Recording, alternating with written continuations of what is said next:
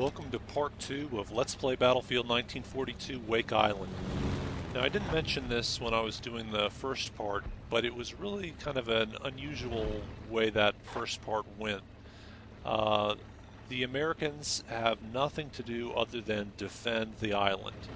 And by defense I mean there's no really way that they can attack the Japanese or their ships except using their airplanes. And it's just kind of a weird thing to do defense on this game. Most people just want to do offense all the time. They're always going after the next control point. But on Wake Island, right there at the beginning, before the Japanese have captured any flags or brought their ships near enough to the land to be attacked, all the people have to do is just figure out ways of defending the flags. And so it starts out relatively slow, and I think that's the reason why people don't like to defend on this game, is just they don't know if there's going to be enemies showing up at all, so they aren't guaranteed action. But if you wait a little bit, lots of enemies will start coming almost guaranteed, even though on a map like this there are many different avenues of attack. The Japanese are now in their traditional position strategically on this map. This is very, very common. You've got the southern 3 flags going Allied and the northern 2 flags Japanese. This is what usually happens fairly soon after the Japanese take the north base. They'll take that northwestern base behind it, and the Japanese get concentrated in the north and the Americans in the south. Now, even though it's a common position for the Japanese, it's not a very good one. The reason for that is that there's a very long walk from that northern base down to the airfield. What the Japanese have done here, though, is they have managed to park one of their main ships right off the airfield so they can launch attacks over here through their landing craft. Other than that, this is a pretty textbook case.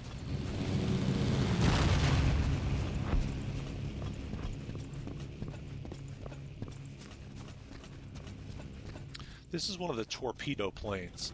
The torpedo planes, I think, are somewhat broken on this game. For some reason, the torpedoes on these planes just plain don't work. And you can't even use them to bomb. You know, you can drop a torpedo on someone and they'll live. So other than that, you just fire the guns on these things. Now you can see I'm getting attacked by the flak gun, and that's the main flak gun on this map, is at this northern base. And I've really done a job there with the barbed wire. It's a good thing I went medic.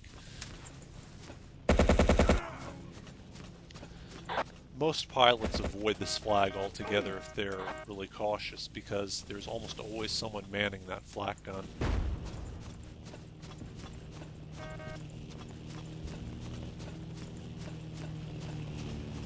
If the Japanese manage to lose this flag at this point, there's a fairly decent chance, and assuming they don't take anything in the south, that they can be completely pushed off the island. Now, the Japanese have pushed effectively from their northern base, just taking that long walk north down to from the north base down to the airfield. But the Americans are still in pretty good shape. As long as you've got that landing beach flag, it's pretty easy to go after the airfield. They're a short walking distance. There's a lot of obstacles and things you can hide along the way. See there, if you just leave your targets with that flak gun, you can take down the enemy planes pretty easily, accounting for lag. One of the reasons why I've had an easier time than most might taking down the airplanes with these weapons is that I have a good connection to this server, so the lag is a lot less.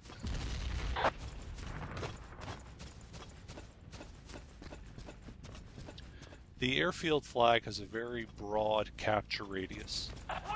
You usually have this house by house sweep that you got to do every time it turns neutral until you find whoever's left there.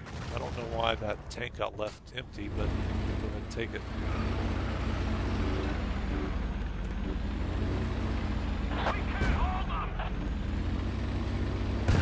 You can on this flag, more than just about any other flag in Battlefield 1942, you have long periods of time where it's neutral. It's a very highly contested flag and a lot of places to hide. And you've just got to really sweep through again and again and get all the enemies.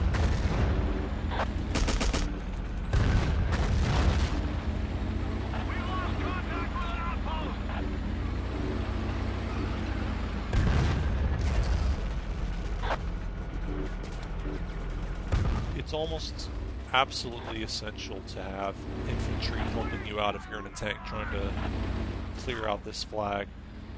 There's so many places where you just have to send an infantryman in there just to see where the enemies are hiding. You can try to clear it out by firing your cannon into the windows, but that only does part of the job.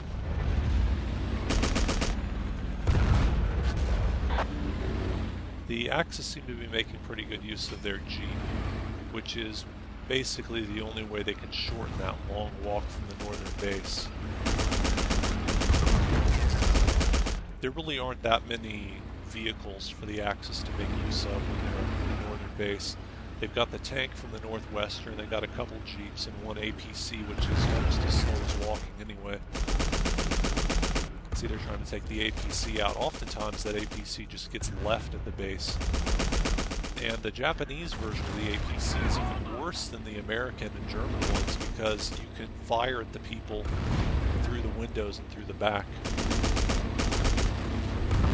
That smoke that's being put in my face is from that anti-aircraft gun that they're always using at that base. It can do a bit of damage to the tank, but it's not nearly as threatening as, say, a bazooka.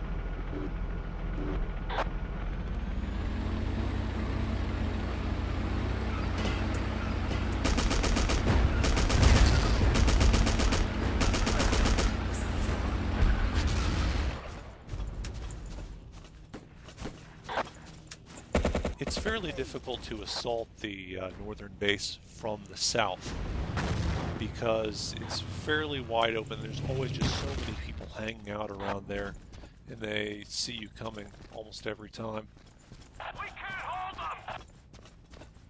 The Americans could be put into a really bad position here if the Japanese take both of those two southern flags other than the airfield.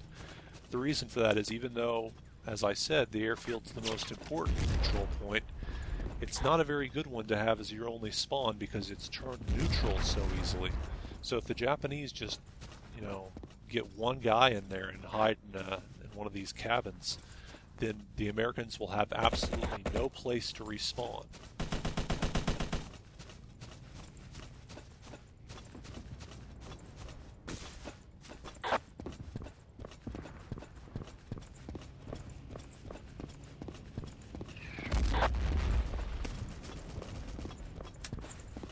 You can see there, that's the Sherman tank that I left earlier. They haven't repaired it or anything. It's always kind of a tricky thing when your tank is really low on health. You want to get out of there so you don't die.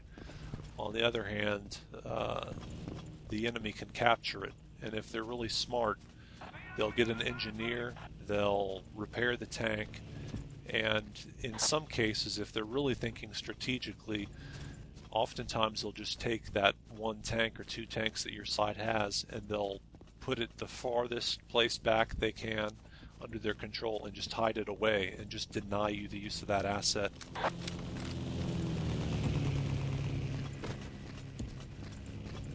Now the Allies, even though they've got a huge ticket lead, this is the nature of this type of map. They lose all the flags and suddenly they're just an inch away from being completely defeated. On the other hand, if we manage to recapture one of these flags and then maybe get one other flag, then we get the full advantage of having that huge ticket advantage, and it becomes very easy to win. Now I'm just going to stay here for a bit. Yeah, they spotted me. Well, we've completely run out of flags, but some good heroic individual managed to capture the landing beach at just the right time. And this is a pretty good flag to have as your only spawn too. It's got a fairly small capture radius and it's within striking distance of two important flags.